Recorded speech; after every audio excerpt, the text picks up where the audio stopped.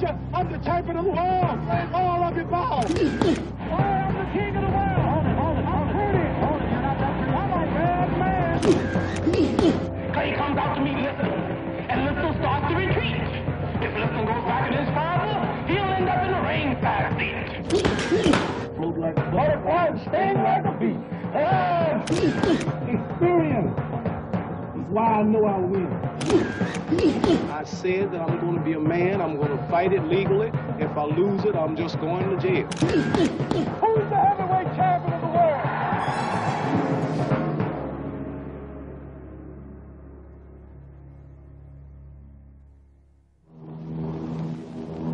On January 17, 1942, an event occurred that changed the world.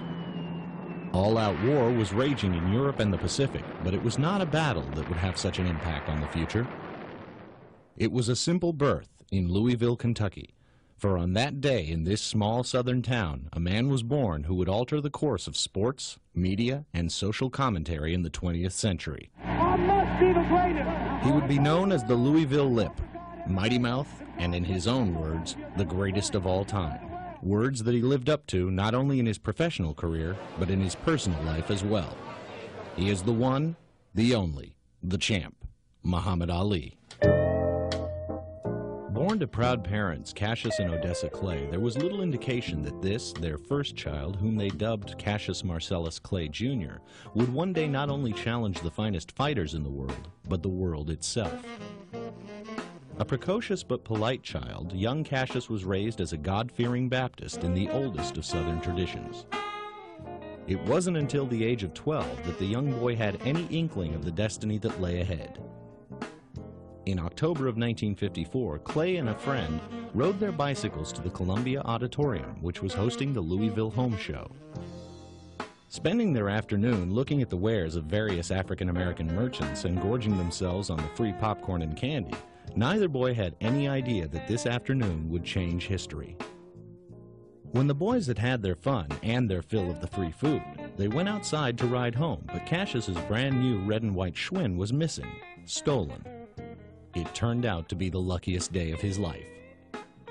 Crying and upset, the young boy sought help from a policeman at the auditorium, Joe Martin. Clay told Martin that his bike had been stolen and that he was going to whoop whomever had taken it. Martin, who coached a boxing program for local youths, replied that if he was going to whoop someone, he had better learn how to fight first. It was the beginning of a long friendship and a glorious career. Martin coached his new protege through an impressive amateur career that included 108 bouts, 6 Kentucky Golden Gloves championships, and 2 national AAU titles before he was 18. This led to his 1960 appearance at the Olympics in Rome, where he won a gold medal for the United States. Though he would later throw that medal off a bridge and into the Ohio River in disgust at the fact that it hadn't changed his status as a black man living in the segregated South. Upon his return to the States, Clay turned pro with his first fight against Tony Hunsaker in Louisville. Winning the fight in 6 rounds, he set the stage for what was to come. Racking up an impressive string of victories, the young fighter had only one goal in mind: the heavyweight championship of the world. Though the racial climate in America was not favorable to blacks in the mid-20th century, with suffocating social policies aimed at maintaining the illusion and semblance of white superiority, things had been different in sports for quite some time. Boxing in particular had broken the color barrier early on with the rise of the first black heavyweight champion, Jack Johnson. Johnson, who had begun boxing at the age of 16, had captured the heavyweight title from Tommy Burns in 1908. The idea that a black man could hold the heavyweight title so enraged whites that they began searching for what writer Jack London called a great white hope. London and the rest of the whites who were offended by Johnson's success soon found the man they were looking for in former champion Jim Jeffries. The two men finally met each other in the ring on July 4th, 1910. Johnson retained his title, but the price for it would be blood. Enraged whites went on a rampage after the fight, killing and injuring many blacks in the process. Johnson would continue to defend his title. However, the government soon charged him with a violation of the Mann Act, which made the transporting of women over state lines for immoral purposes illegal. And just who did they charge him with violating? His wife. Though he had broken down some of the racial barriers blocking his people from true success in American society, Johnson's flamboyance and in-your-face attitude made him very unpopular with the powers that be. Joe Louis, on the other hand, would emerge not only as a hero to black Americans, but as a champion admired and beloved by the entire world. He had begun boxing at the age of 10 when his family moved from Alabama to Detroit. By the age of 20, he had won his first Golden Gloves title. After turning pro, he won an impressive 12 bouts in his first year alone. It culminated with his defeat of former champion Primo Carnera before a Yankee Stadium crowd of 62,000. He seemed invincible, that is, until he met Max Schmeling. Schmeling, a German fighter with a reputation as a hard hitter, knocked Louis out in the 12th round on June 19, 1936. The loss would sting long after the fight was over. In 1937, Louis won the heavyweight title by defeating James Braddock with an 8th round knockout.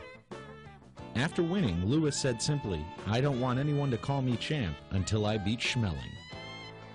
He did just that in 1938. By this time, Schmeling stood as one of the most potent symbols of Adolf Hitler's racial philosophy. Although he was opposed to the Nazi regime and would ultimately help Jews escape the terror of the Holocaust by smuggling them out of war-torn Germany. His defeat at the hands of a black man, however, had the effect of making Louis a worldwide hero. That effect was made ever more powerful during World War II when Louis stepped out of the ring and into an Army uniform, putting his career on hold in the defense of his country. When he returned to the ring after the war, he continued defending his title with the success that he had had before the conflict. When he retired in 1949, Joe Louis had been champion for over 12 years and had defended his title successfully more times than any man before or since. Years later, another young black fighter would carry on in the tradition of both Johnson and Louis, combining the flamboyance and outspokenness of one with the character and skill of the other. But Cassius Clay was not yet the heavyweight champion of the world. That prize was currently in the brutish hands of Sonny Liston, a tough bruiser of a fighter who saw the exuberant newcomer as little more than a loudmouth pain in the neck. Clay had started a harassment campaign against Liston, trying to force a fight, even going so far as to rent a bus and drive it to Sonny's house while calling him a coward and a bum through a bullhorn. I'm gonna hurt you, fellas, all around. I'm gonna hurt you. I'm gonna hurt you, you crazy. I'm gonna hurt you till you fight me. The whole situation finally came to a head when Clay approached Liston at the Desert Inn in Las Vegas, where the champ was shooting craps and losing. Liston was in no mood to be harangued by the mouth from the south.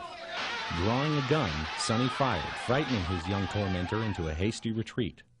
The gun was filled with blanks. But Cassius had gotten what he was after, a shot at the heavyweight title. During the build-up to the fight, Clay became a worldwide celebrity, mostly due to the fact that he never seemed to stop talking. How about a prediction on what round you'll defeat Sonny Liston? I predicted 8 on Sonny Liston, but he kept popping off about I talk too much, I need a glove down my throat, and it's going to take a doctor to cut it out, and he made me mad, and I had to cut that prediction from 8 rounds to 6 rounds. Liston must fall in 6. If you like to lose your money, then be a fool and bet on Sonny. But if you want to have a good day, then put it on Clay. Sonny Liston is popping off his mouth and making all of these way out statements, and I'm going to put an end to it February 25th, and I don't have to convince nobody now that I am great. They all know it. So many people here talk about Liston beating me. I'm unranked. It will be no match. Oh, I'm so glad. I'm going to make all of them shut their mouths. Well, what about this grudge that's supposed to be going on? Well, I don't know nothing about no grudge or nothing. All I want to do is fight and get this thing out of the way. You just soon go right now? Is that And now, ain't it? When I was at his home in Las Vegas, 5 policemen had to come with dogs to break us up. For those of you who won't be able to see the Clay Liston fight. Here's the 8th round exactly as it will happen. Clay comes out to meet Liston, and Liston starts to retreat. If Liston goes back in his farther, he'll end up in a ringside seat. Cassius was such a brilliant self-promoter that he once conned Life magazine into running a 5-page photo exclusive on his underwater training regimen. In truth, he had no such regimen. He couldn't even swim. He also posed for some publicity photos with 4 guys who had also just become a worldwide sensation the week before, although many in the American press said that they were just a passing fad. On February 25, 1964, Cassius Clay challenged Sonny Liston for the heavyweight championship of the world in Miami, Florida. I don't care how small the ring is, I'll fight that chump in a telephone booth. The fight was a sensation. Clay was the 8-to-1 underdog, and not many people gave him much of a chance of beating the more seasoned and hard-hitting Liston due to his lack of ring experience. Cassius, however, was not lacking in confidence. Showing all the skill and grace for which he would one day be remembered, the younger challenger dominated the older champion by simply outboxing him.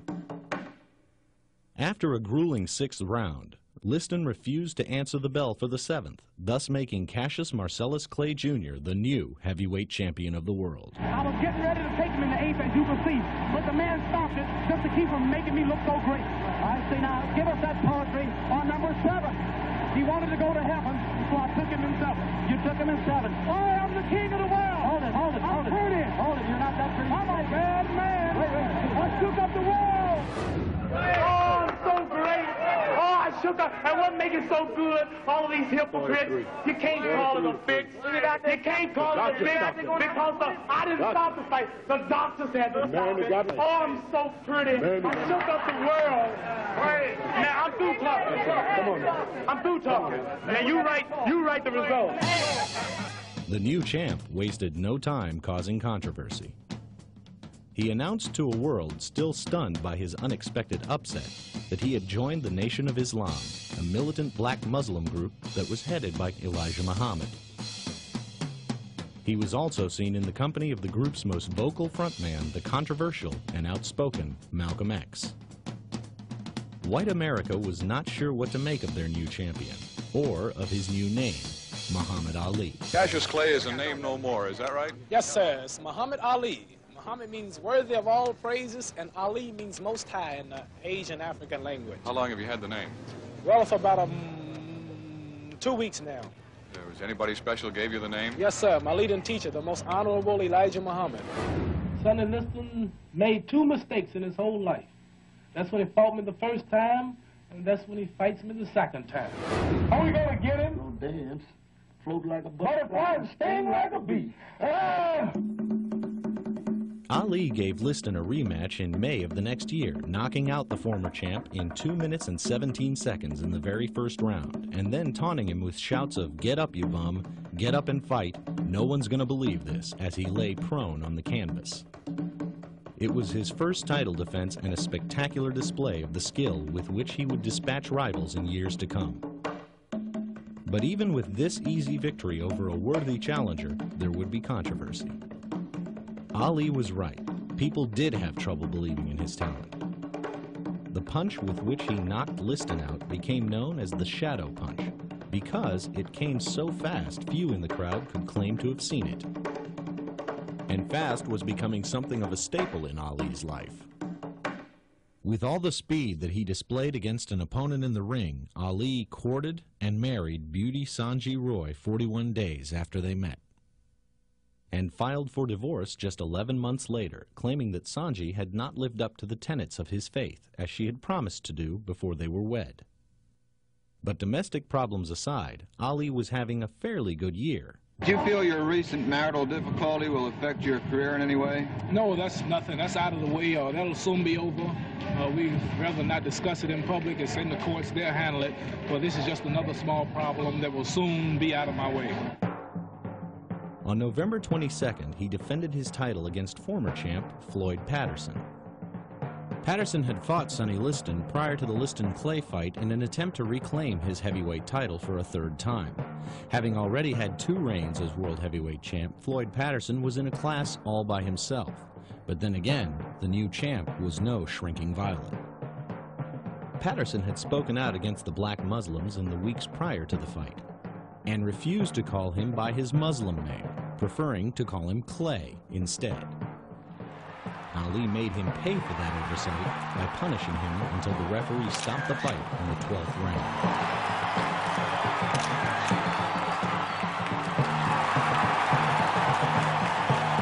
And that's enough. The referee says that's it, and he's taking Patterson out of the fight. After the fight, Patterson befriended the new champion and forevermore referred to him as Muhammad Ali. On February 14, 1966, the Louisville Draft Board had reclassified Muhammad's draft status as 1A, thereby making him eligible for military service. Ali had previously been disqualified because of his performance on the military's aptitude test, which gave him an IQ of only 78. Embarrassed by this, the champ said simply, "I said I was the prettiest, not the smartest." But with the war raging in Vietnam, the government had decided to relax its standards, and Ali was now facing the possibility of having to don military fatigues instead of boxing trunks. He heard the news from the media when they began calling his house and asking him questions regarding his political beliefs and his stance on the war in Asia. Frustrated by this invasion of his privacy and confused as to how the situation had arisen, Ali made a statement that would resonate for the rest of his life. "Man, I ain't got no quarrel with them Viet Cong." The papers had their headline, and the nation's columnists had a new reason to go after the embattled champion. The first effect of all of this was that his upcoming bout with Ernie Terrell was in danger of being canceled due to the fact that every state that had agreed to host the fight eventually caved into political pressure and withdrew their sanction. The fight was ultimately scheduled to be held in Toronto, but by this time many of the theaters that had been interested in the closed-circuit broadcast rights had pulled out because of the same pressure being exerted on the individual state boxing commissions. To make matters worse, the challenger, Terrell, had decided that he was no longer interested in fighting Ali in light of the fact that his pay was to be a percentage of the profits, and now there seemed to be very little prospect of there being any. This led to the substitution of Canadian heavyweight champion George Chuvalo as Ali's opponent. Chuvalo, a tough fighter whom Rocky Marciano, the only undefeated boxing champion in history, once deemed unknockoutable, went the distance with Muhammad, but lost a unanimous decision to him. Ali's next 3 bouts took place overseas. Fearing that he would not be able to make a living in the United States because of the hostility displayed against him by the public and the press alike, Ali's team decided that they would take their fighter and his substantial earning power to London and Frankfurt. The move made Muhammad Ali something of a folk hero to the citizens of Europe, who felt that he was making the World Heavyweight Championship available to the whole world. For over 5 decades, title fights had been fought primarily on American soil. Ali returned to the U.S. to defend his title against Cleveland Big Cat Williams in Houston, Texas on November 14, 1966. The fight was over quickly, with Williams being completely dominated by Muhammad. In fact, he only managed to hit Ali 3 times in the 3-round bout, which ended mercifully when Williams was knocked out. Ali was next scheduled to defend his title against Ernie Terrell. Unfortunately for the challenger, this time the fight would not be canceled. Terrell made the mistake of constantly referring to Ali as Clay, a move designed to annoy the champion, but one that in his present predicament only served to enrage him. The fight was and is regarded as one of the cruelest exhibitions in boxing history. Muhammad himself would even come to regret it. The champion tortured Terrell for the full 15 rounds, bringing him just short of a knockout and then backing off, only to wallop him again with further combinations, breaking his eye socket and causing his retina to swell. The entire time, Ali kept shouting to the dazed Terrell, "What's my name, chump? Say my name." Ali won the bout in a unanimous decision. His next battle would once again pit him against the might of the United States government.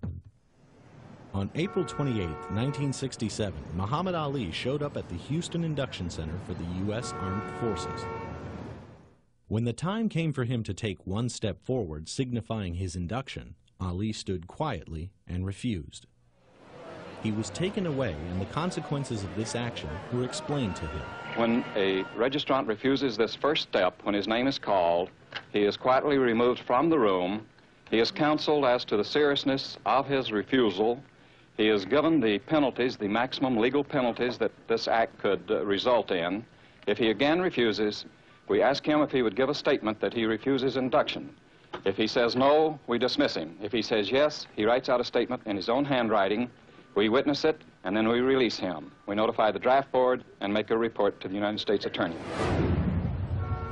Ali responded that he understood exactly what he was doing, but that he could not, because of his religious beliefs, go into the Army and kill people with whom he had no quarrel. It was explained to the champ that in all likelihood he would not serve in a combat role within the Army, but would in fact be allowed to fight exhibitions and make personal appearances for the entertainment of the troops. Once again, Ali stood on his principles and stated that he could not serve in any capacity that would give aid to a war that he found to be morally wrong. That's when all hell broke loose. The Army released a press statement to the effect that Muhammad Ali had refused induction into the armed forces, and that the matter was now in the hands of the U.S. Attorney's Office. Ladies and gentlemen, Mr. Muhammad Ali has just refused to be inducted into the United States Armed Forces. Notification of his refusal is being made to the United States Attorney, the State Director of the Selective Service System, and the local Selective Service Board for whatever action deemed to be appropriate. Champ, how did they treat you in there? How did they treat you, Champ? You get down, please. Respectable. To make matters worse, less than an hour after the announcement, the New York State Boxing Commission stripped Ali of his license as well as his title. All other boxing commissions in the country followed suit before Muhammad had even been charged with anything, much less convicted. Muhammad Ali was no longer the heavyweight champion of the world. The title that he had worked so hard to earn for most of his life was gone in an instant. He also had no chance of regaining his title in the ring anytime soon, seeing as how he could no longer fight legally in any state. The overseas prospects were better, but in a move that many saw as vindictive, the U.S. government also stripped him of his passport, thus leaving him without a way to earn a living to support his new wife Belinda or the first of their 4 children. The right of dissent is tremendously important in this country. We must preserve it. We must even encourage it, because by dissent you produce change, and through change you produce progress. And so therefore, let's have dissent. Let's have change. Let's have progress. That's the American story in the past, and that's what we want for the future. Ali had unleashed the full power of the establishment against him, and many thought that this was finally the end of Mighty Mouth. They couldn't have been more wrong. Never one to lie down, in the ring or out of it, Muhammad fought back with his greatest weapon, himself. The anger about the Vietnam War had now spread to institutions of higher learning. Because of the controversy surrounding him, colleges all over the country were clamoring to get the now former champ to come and speak at their campuses. The black man has been brainwashed, and it's time for him to learn something about himself. When he look at television, he see White House cigars, White Swan soap, King White soap, White Rain hair rinse, White Tornado floor wax, White Plus toothpaste. They taught him when he was a little boy that Mary had a little and his feet as white as snow. Then they taught him about Snow White. Then there's the White House. Everything bad is black. So he's been brainwashed. So now he needs to be taught something about himself, so he can be proud and quit worrying you and pushing you out of your neighborhoods, quit running your daughter, and quit chasing you out of your schools, and every day you got a headache with this Negro that has been brainwashed by your kind. So now it's our job to re-brainwash him, to teach him that rich dirt is black dirt. Don't feel bad. Strong coffee is black coffee. You understand? You make your wheat integrated. Black coffee. You understand? So now he feels proud. Now he's not begging no more. Now he wants to be himself. He's not worrying you no more. So he needs some black history, and he needs some black culture, so he'll know who he is and be proud to be who he is and quit worrying you so much. Any white woman in this audience today, any white man in this audience today, in their right minds, don't want little black boys and little black girls coming around your homes, schools, and churches looking to marry your sons and daughters, and in return introducing your grandchildren as little half-brown, kinky-haired Negro children. And speaking was something that Ali did almost as well as fighting. We're not seeking to lose our identity in blood mixing and our beautiful black African history. We don't hate you. We don't hate those of you who are white. We just want to stay black. We love my color. I just love myself. In his speeches, he focused on his ongoing fight with the U.S. government, as well as his feeling that he had been unfairly barred from his profession. I would like to hear this from you. I would like to hear this from you. And I want the world and the cameras to hear. Who's the heavyweight champion of the world? The events took on a revival meeting flavor, with Muhammad leading the crowd in a call and response of "Who's the champ?"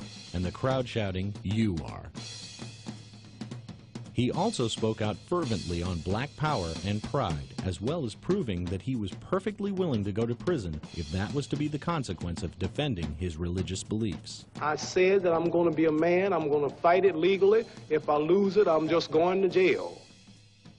The battle raged on in the courts, with Ali sticking to his guns just as stubbornly as the government stuck to theirs. Eventually, the whole thing wound up in the U.S. Supreme Court. And in true fashion, Ali emerged the victor by a unanimous decision. The charges were dropped, and Muhammad's long nightmare, one that had plagued him for 7 years, was finally over. Almost. The next thing on his mind was regaining his title.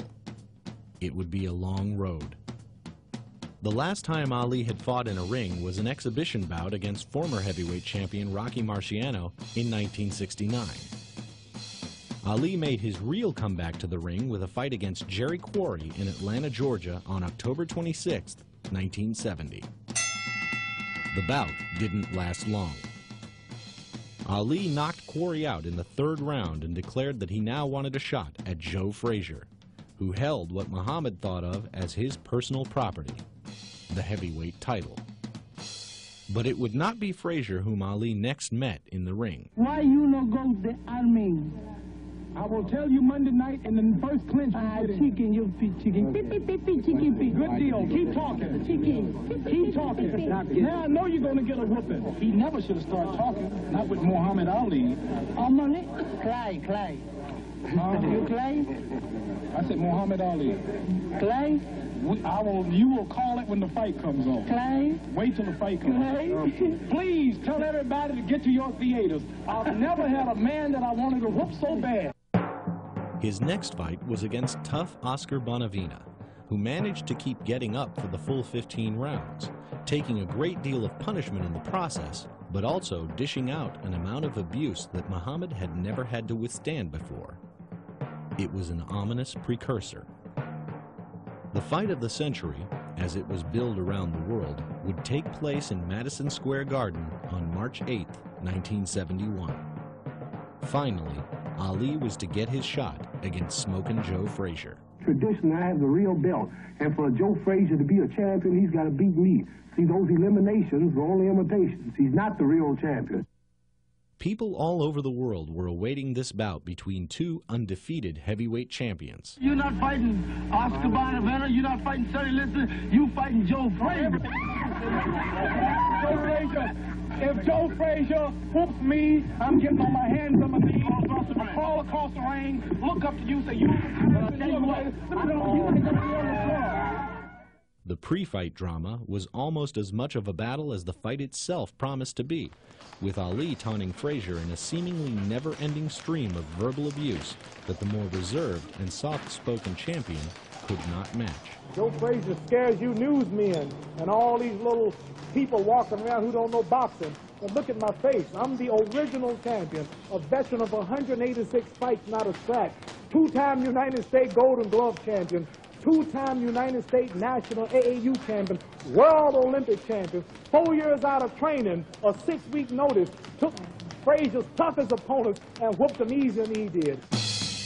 It was the beginning of a feud that would outlast the careers of both fighters.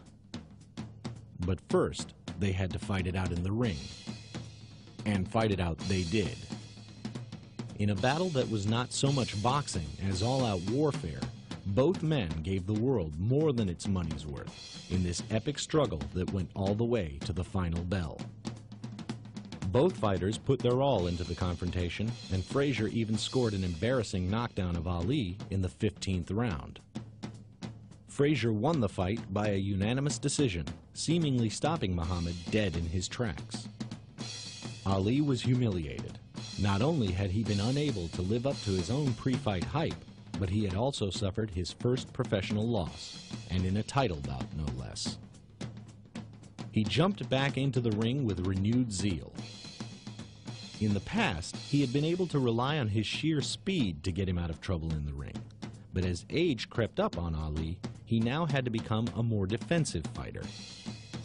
He fought a series of matches with a diverse array of challengers, handily beating all of them, all the while talking about how he wanted another shot at Joe Frazier. Many people doubted whether Muhammad could be beaten a second time, and Ali was working overtime in an attempt to get Frazier into the ring by calling him names and making himself a thorn in Smokin' Joe's side. For his part, Frazier just wanted Ali to shut his damn mouth. Joe needn't have worried. A young fighter, an ex-Marine, was about to shut it for him. Ken Norton was a virtual unknown when he stepped into the ring against Muhammad Ali on March 31st, 1973. His last fight had been against a journeyman fighter, Charlie Reno, a bout that he had won in 10 rounds.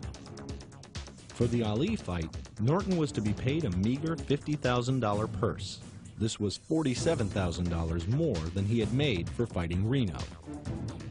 Ali took the contest lightly, training for only 2 weeks before meeting what everyone assumed was a severely outclassed opponent. The price he would pay for his nonchalance was disaster. The fight started off with Muhammad using his usual tactic of jabbing at Norton to gauge his weaknesses. But it was clear, even at this early stage, that something in Norton's style was giving Ali problems. Then it happened. In the second round, Ali was caught off guard by a straight right from the challenger, and it snapped his jaw like a twig, breaking the bone cleanly. How do you tell your jaw broke? It makes a sound, Ken. Here's something pop. To the former champion's credit, he gamely fought on, his cornermen doing their best to hide the blood that was gushing from his mouth in the fear that the fight would be stopped. For 10 rounds, he fought through the most agonizing pain he had ever endured, but to no avail. Norton was declared the victor at the end of the bout. The loss to Ken Norton was the low point of his long career. Not even the draft board struggle had prepared him for this. In true Ali fashion, he demanded a rematch, with a few months off to train, and to let his jaw, which had been wired shut in a 90-minute surgery following the fight, time to heal. He got his rematch on September 30th, 1973. In a fight that was even then regarded as a razor-thin victory, Ali managed to pull out his world-famous jab and outscore Norton on the judges' cards. He also managed to keep away from Norton's devastating right hand. Having avenged himself on Ken Norton, Muhammad's pride now demanded that he seek revenge against the only other man to beat him professionally, Joe Frazier. Frazier had not had an easy ride since the first fight with Ali. He had lost the heavyweight title to a young fighter by the name of George Foreman earlier in the year. But for Muhammad Ali, the title fight that he wanted so badly would have to wait. It was more important at this time that he dispatch Joe Frazier and regain some of the aura of invincibility that he had lost. The second fight with Frazier took place on January 28, 1974. Once again, the venue was Madison Square Garden in New York City. Once again, the outspoken Ali dominated the pre-fight build-up. Frazier's just so easy to hit, and he can't back up. He's got no boxing ability whatsoever. He's just like I was imitating. That's all he do. Frazier don't even back up 2 steps. Frazier don't have a left jab. Frazier don't have a right. All Frazier's got is a wild left hook. Frazier has no defense ability. Frazier has no timing, no reflexes, no soul, no rhythm. When you say no soul, what do you mean? Soul, just timing and rhythm. Like a Freddie Astaire, a ballet dancer. You know, glad. Unfortunately for Joe Frazier, when it came time to go into the ring, all the playfulness had left Ali. He was now all business, and he had trained hard for this fight in the anticipation of restoring his good name. The long-awaited rematch lacked the drama of their initial meeting in 1971, and there wasn't as much flow to the action as in Ali Frazier 1. Muhammad would smother Joe each time the Philadelphia-based bruiser would get in close.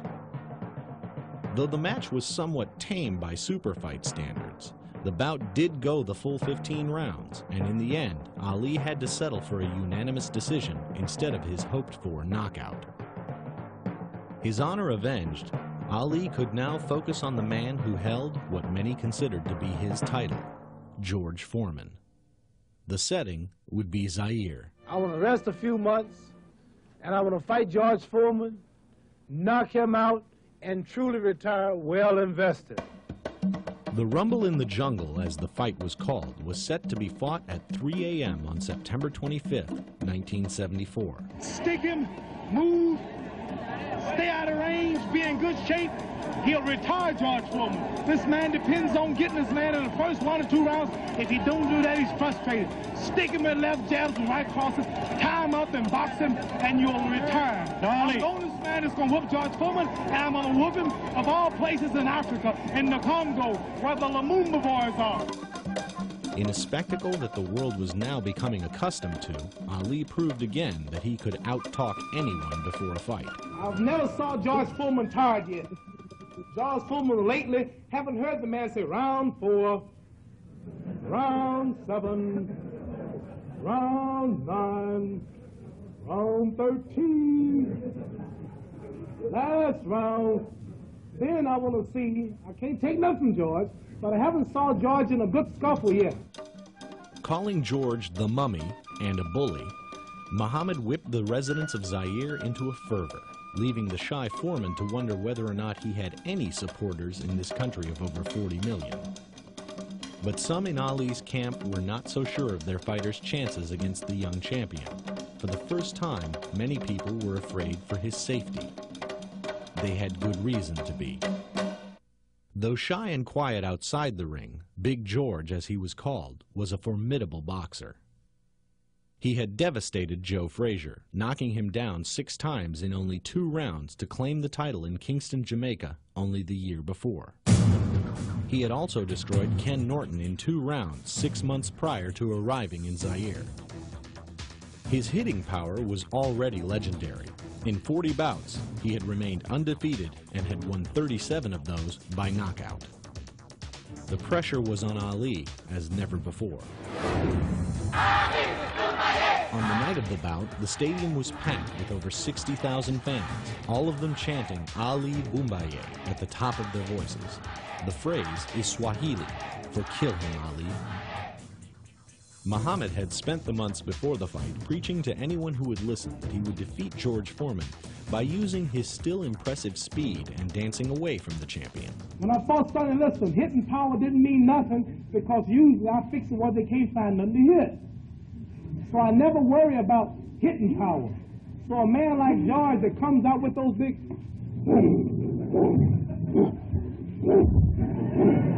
That's where he's throwing me, draws them back. Watch out, here come the left. Here come the right. Get ready, here come another left. That's what I hear when he's throwing them. So when a man, so I don't believe that I'm going to be knocked out and punched around. Experience is why I know I'll win. The world was about to see a very different Muhammad Ali. 30 seconds into round 2, Ali inexplicably went against the ropes and allowed Foreman to pummel him at will.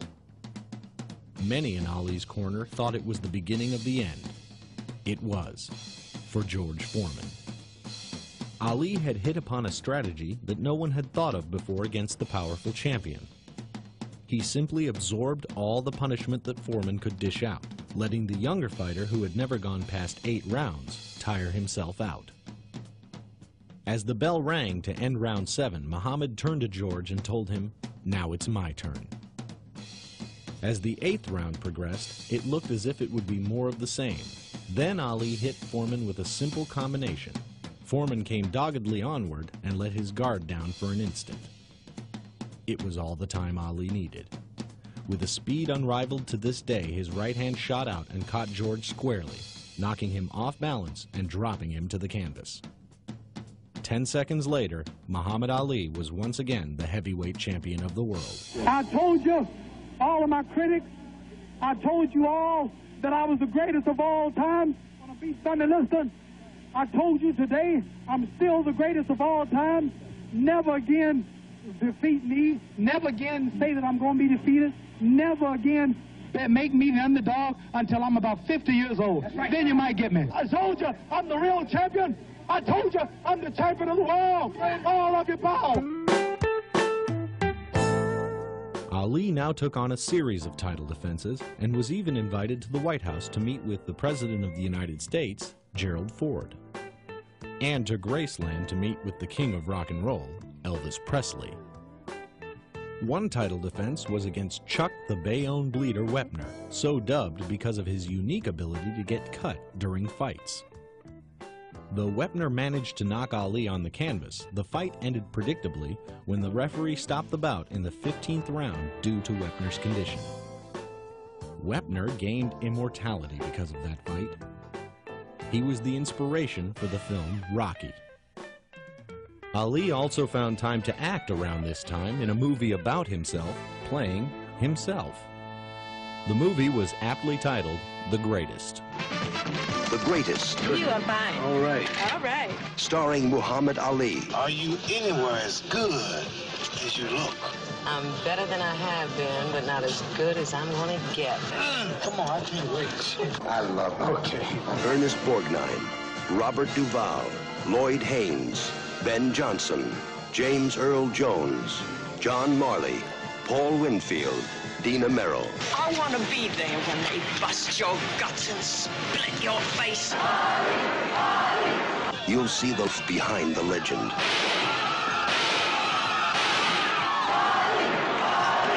The man behind the myth.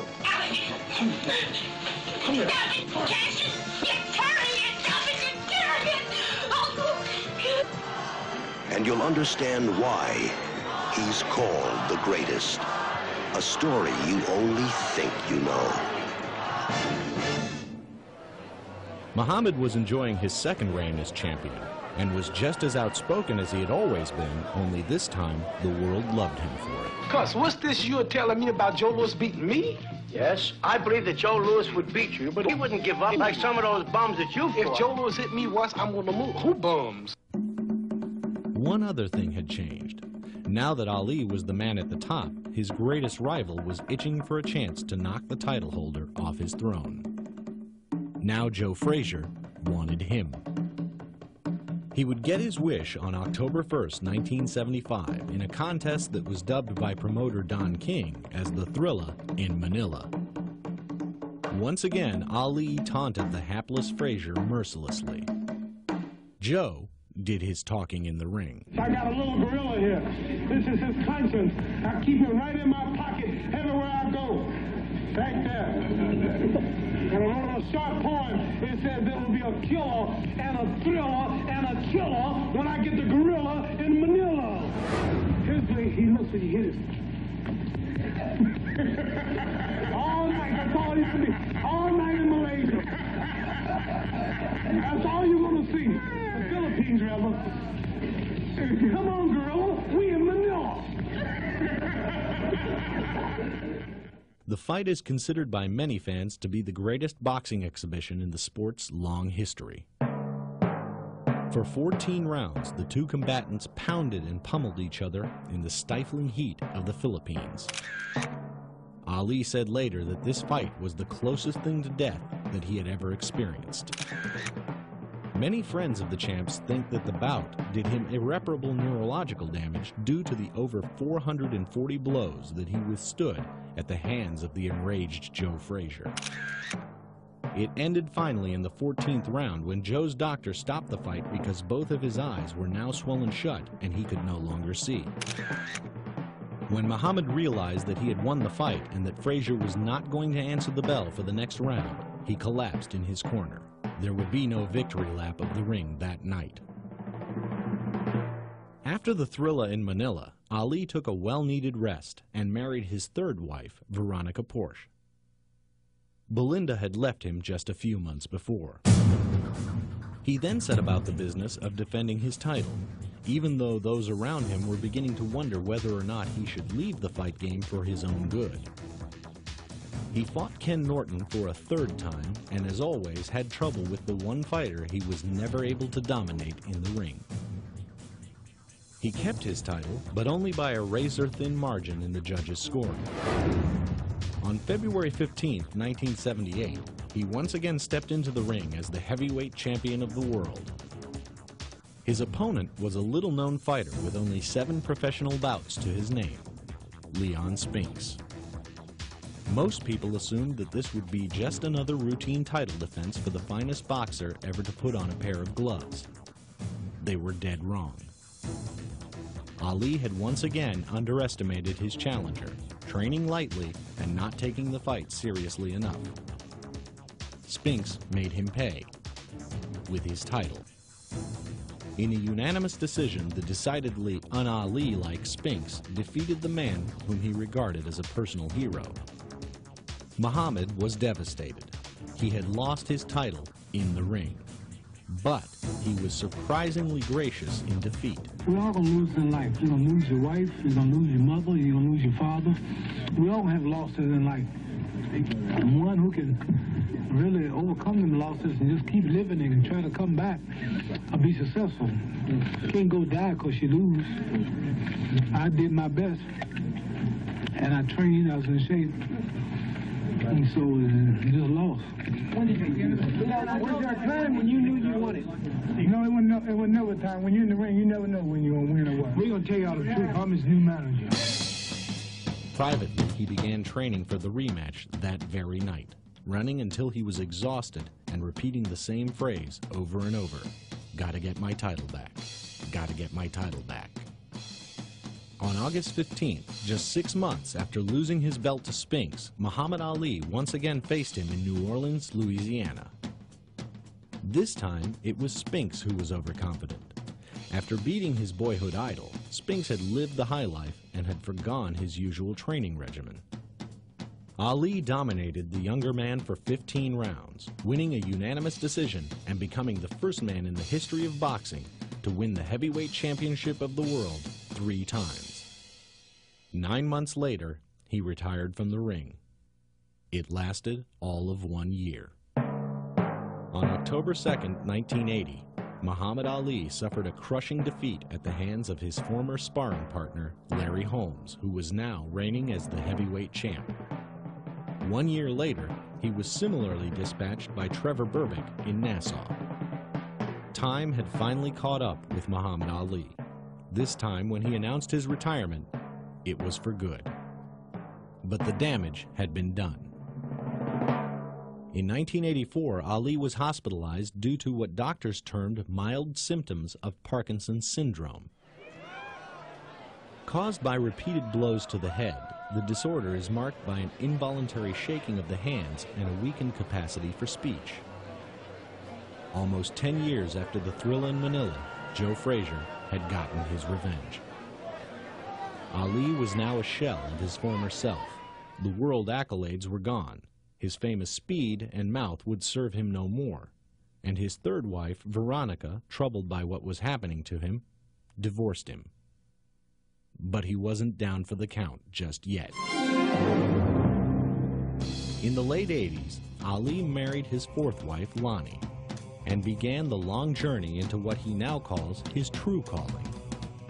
Humanitarian, statesman, and promoter of tolerance and peace worldwide. Now that I'm not boxing, this is my main mission, to do all I can to propagate Islam make the people conscious of our great leader, the Honorable Warif Dean Muhammad, and the mission. People basically think that you say Mosul and think of guerrillas, bombs, hostages, Khomeini, Gaddafi, and this is a peaceful religion.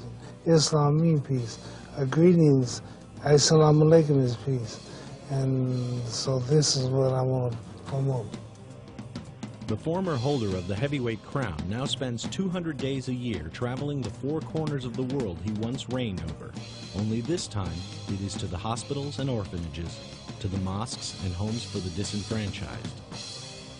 He has become their champion and their voice, working tirelessly to uplift those whom the world has overlooked. In 1996, in Atlanta, Georgia, a stunned and overjoyed world watched with a tinge of sadness as the man who had danced like a butterfly and stung like a bee lifted the Olympic flame in his once mighty fist and ignited the flame that would burn for the duration of the Games. A crowd of over 30,000 live fans chanted his name as he stood on a basketball court at those Games to receive a replacement gold medal for the one he had discarded so many years before. With a trembling hand, the fighter who had scorned so much of the establishment, the champion who had been hated and loved by millions, the man who had started his journey so long ago and had eschewed many of the values he now embraced, lifted his new gold medal to his lips and kissed it. That said more than he ever had in his entire life.